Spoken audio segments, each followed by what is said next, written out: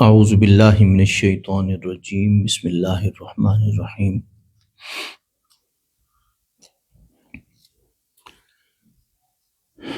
عزیزم محترم حاضرین سامعین ناظرین،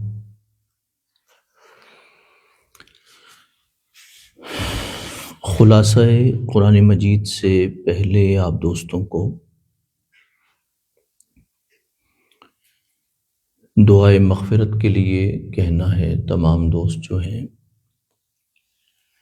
برادر مکرم عزیزم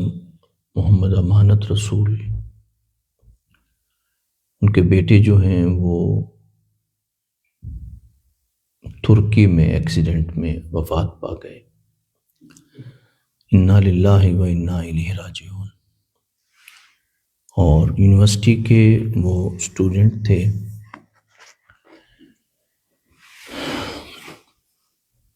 یہ ویسے تو پوری فیملی کے لیے بڑا حادثہ ہوتا ہے اور بڑا سانحہ ہوتا ہے، لیکن والدین کے لیے تو یعنی ان کی زندگی کو ایک لحاظ سے زلزلہ برپا کر دینے والا حادثہ ہوتا ہے والدین کے لیے۔ تو فیملی کے اعتبار سے تو ابھی ہم جو بھائی برادر مکرم محمد ہدایت رسول رحمۃ اللہ تعالی علیہ، ابھی پچھلے سال ہی ان کی وفات ہوئی، رمضان مبارک میں ہی ان کی وفات ہوئی، اور اس سال جو ہے وہ بھتیجے کی وفات، محمد شارق رسول ان کا نام تھا۔ دعا ہے اللہ پاک والدین کو صبر اور پورے خاندان کو صبر عطا فرمائے، ہمت اور حوصلہ عطا فرمائے۔ جہاں تک بات پہنچ رہی ہے، جہاں تک دوست سن رہے ہیں، سب سے دعا کی درخواست ہے اور التجا ہے۔ آج کے خلاصہ قرآن مجید کے حوالے سے حضرت مریم علیہ السلام کا ذکر ہے کہ قرآن مجید یہ بتاتا ہے کہ آپ کی والدہ نے یہ منت مانی تھی کہ اللہ پاک نے اگر مجھے بیٹا عطا کیا تو میں خانقاہ کے لیے سمجھیں یا مذہب کے لیے سمجھیں وقف کروں گی، اور بیٹا جو ہے وہ دین کی سربلندی کے لیے اپنے آپ کو وقف کرے گا اور اس کے لیے جد و جہد کرے گا۔ لیکن قرآن مجید یہ بتاتا ہے کہ ان کی جو والدہ نے منت مانی تھی، تو اس حوالے سے وہ حیران ہوئی کہ اللہ نے انہیں بیٹا عطا کرنے کی بجائے بیٹی عطا کر دی۔ اب یہ ایک بڑا مسئلہ تھا، روٹین میں یعنی بیٹی کا وقف کرنا جو ہے وہ نہیں تھا۔ قرآن مجید یہ بتاتا ہے کہ بھی اللہ پاک فرماتے ہیں کہ یہ بیٹی ایسی ہے کہ انہوں نے تو یہ کہا نا کہ بھی بیٹی جو ہے وہ بیٹے کی طرح پھر کیسے سلسلہ ہوگا، تو قرآن مجید یہ بتاتا ہے کہ اللہ پاک نے فرمایا کہ ہم اس بیٹی کی اولاد کو شیطان کے شر سے محفوظ رکھیں گے، اور پھر جو ہے ان کی کفالت، حضرت مریم کی کفالت جو ہے وہ حضرت زکریا کے حصے میں آئی، اور حضرت زکریا جو ہیں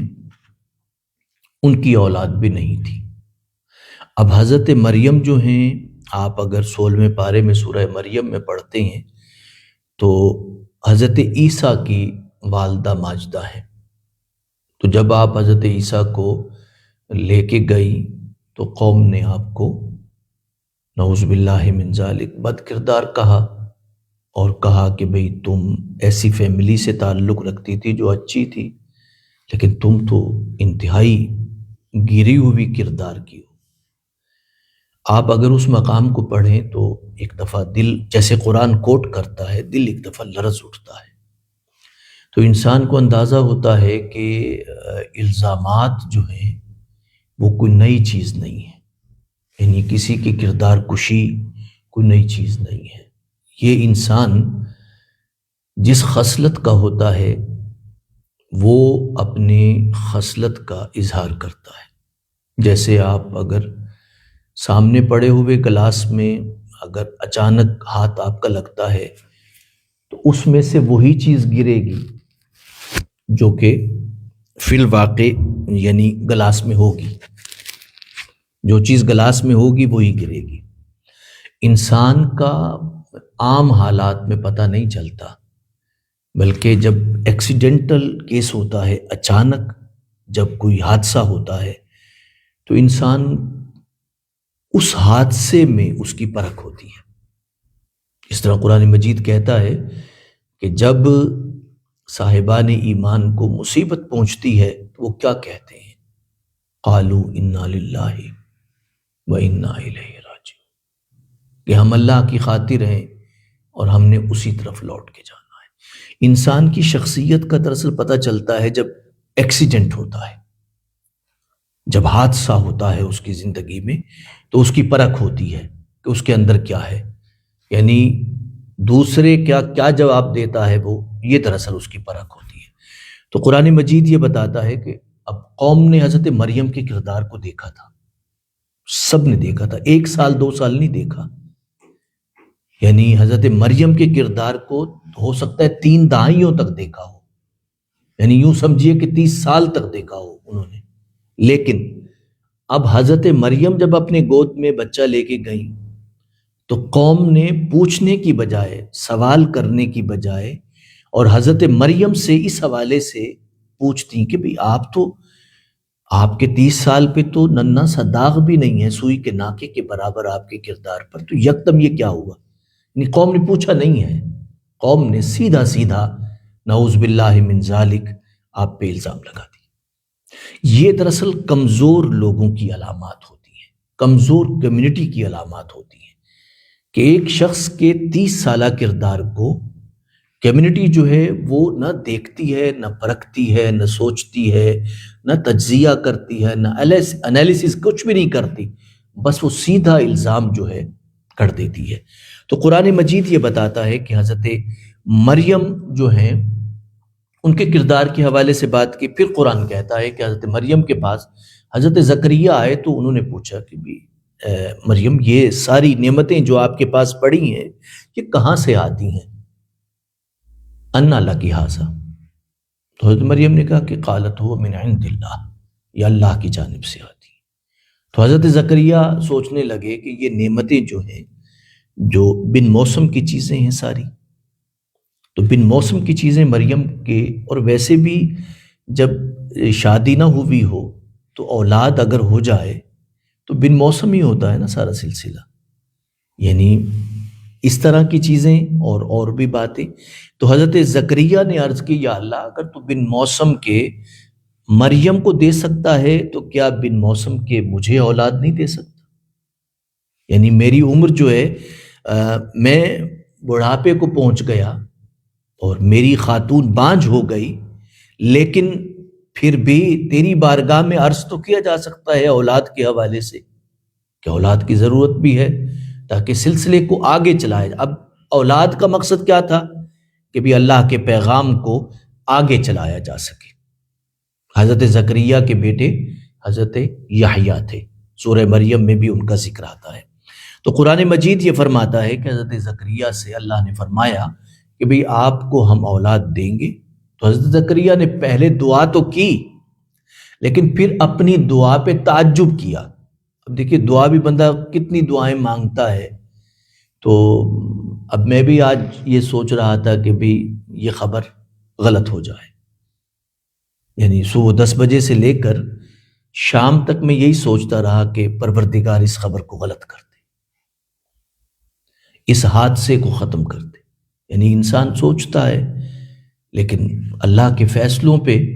حضرت زکریہ بھی جب دعا کر بیٹھے تو تعجب ہوا کہ بھی کیسے ہوگا سلسلہ، تو اللہ نے فرمایا کہ یہ بات اللہ پہ بہت آسان ہے،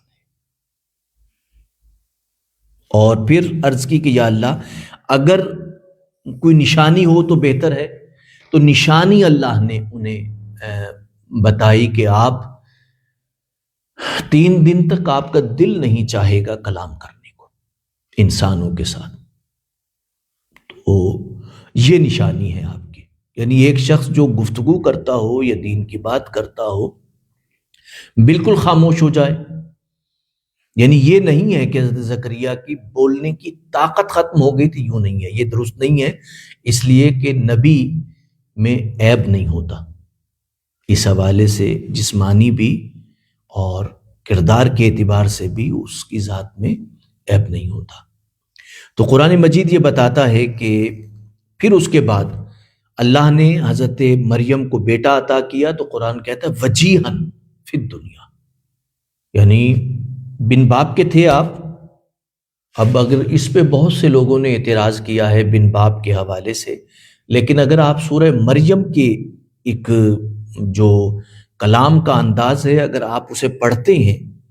ایک قرآن مجید میں غور و فکر کرنے والا سمجھ جاتا ہے، کلام کے انداز کو دیکھ کے ہی سمجھ جاتا ہے کہ جب حضرت جبرائیل آپ کے پاس آئے تو انہوں نے کہا کہ میں آپ کو اولاد کے حوالے سے خوشخبری دینے والا ہوں، تو حضرت مریم نے کہا کہ میری اولاد کیسے ہوگی، وَلَمْ يَمْسَسْنِي بَشَرٌ، تو کسی انسان نے مجھے چھوا تک نہیں ہے تو اولاد کیسے ہوگی. اب اس آگے لفظ یہ ہے کہ قال كذلك قال ربك هو علي هين، یہ بات اللہ کے لیے بہت آسان ہے. یعنی کلام کا انداز یہ بتاتا ہے. بعض لوگوں نے کہا کہ نہیں، حضرت مریم کی شادی ہوئی اور پھر اولاد ہوئی، لیکن کلام کا انداز جو ہے وہ اور طرح کا ہے. اور پھر بالکل اینڈ پہ جا کے، سورہ مریم کے اینڈ پہ نہیں بلکہ رکوع کے اینڈ پہ، حضرت عیسیٰ جب کہتے ہیں والسلام علیہ یوم ولدت و یوم اموت و یوم ابعث حیا، اسے پہلے فرماتے ہیں کہ بھئی میں اپنی والدہ کے لیے، یعنی میں اپنی، صرف والدہ کا لفظ ہے، والدین کا لفظ نہیں ہے، صرف والدہ کا لفظ ہے، بے والدتی، میری والدہ، بس ان کے لیے دعا کی ہے. اگر دونوں ہوتے تو یقیناً حضرت عیسیٰ جو ہیں وہ والد کو فراموش کبھی نہ کرتے. جس طرح پیچھے آیا ہے وسلام علیہ یوم ولد و یوم اموت و یوم ابعث حیا، اس سے پہلے جو ہے حضرت یحییٰ نے جب دعا کی ہے تو اپنے والدین کے لیے کی ہے، لیکن حضرت عیسیٰ نے جب دعا کی ہے تو اپنی والدہ کے لیے کی ہے. تو اس کا مطلب یہ ہے کہ قرآن مجید کا تسلسل بتاتا ہے کہ اس طرح ہے کہ اللہ نے بن باپ کے حضرت عیسیٰ کو، اور بھی دلائل ہیں قرآن مجید کے جو بیان کرتے ہیں. تو حضرت عیسیٰ علیہ السلام جو ہیں جب آئے اور آپ نے جو معجزات دکھائے، معجزات یاد رکھیں کہ اہم ہوتے ہیں بہت زیادہ، لیکن اپنے دور کے لیے ہوتے ہیں. وہ معجزات جو حضرت عیسیٰ علیہ السلام نے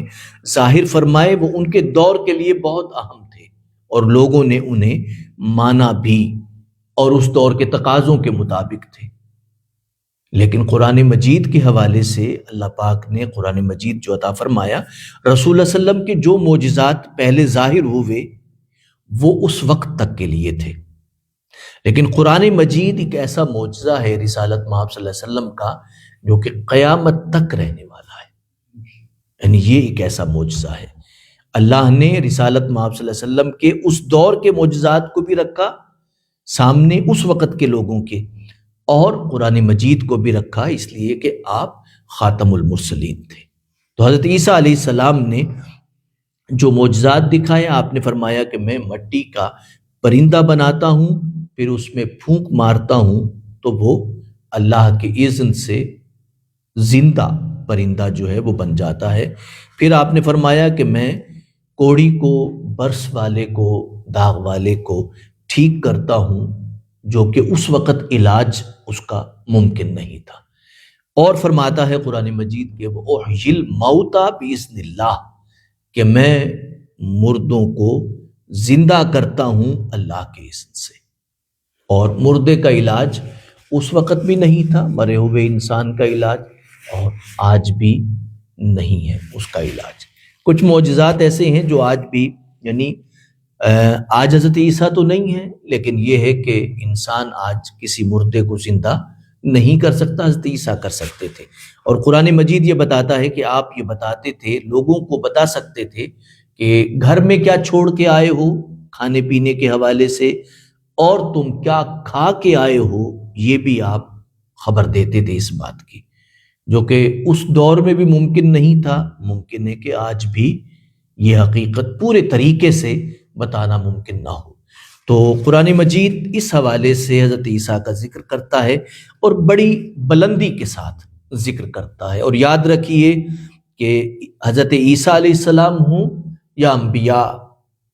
علیہم السلام میں سے کوئی بھی ہو، وہ جب بات کرتے ہیں اللہ کے اذن سے کرتے ہیں۔ اور آج بھی اللہ کے پیغام باقی ہے، انبیاء نہیں ہیں، لیکن امت کی ذمہ داری ہے کہ وہ اس پیغام کو آگے لے کے چلے۔ تو قرآن کہتا ہے کہ جب بھی آپ عدل پہ قائم ہوں گے، امانت و دیانت کے ساتھ چلیں گے، تو وَمَكَرُوا وَمَكَرَ اللَّهُ، آپ کے خلاف سازشیں ہوں گی، سازشیں کی جائیں گی، لیکن اللہ آپ کے ساتھ ہوں گے اور وہ بہترین تدبیر کرنے والے ہیں۔ الحمدللہ آج ہم تیسرا ربع 54 آیات تک ہم نے مکمل کیا۔ اللہ پاک ہمیں عمل کی توفیق عطا فرمائے، آمین ثم آمین۔